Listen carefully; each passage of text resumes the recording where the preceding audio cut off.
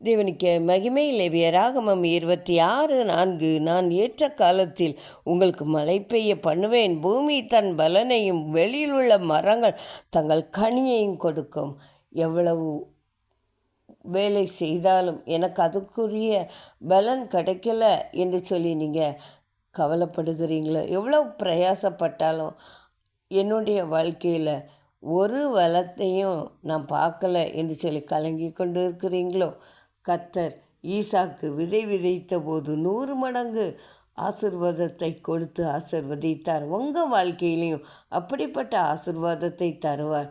ஈசாக்கை போல நாம் தேவனுக்கு பிரியமாய் நடக்கும்போது நாம் கையிட்டு செய்கிற எல்லா காரியத்தையும் கர்த்தர் ஆசிர்வதிக்கிறவராய் இருக்கிறார்.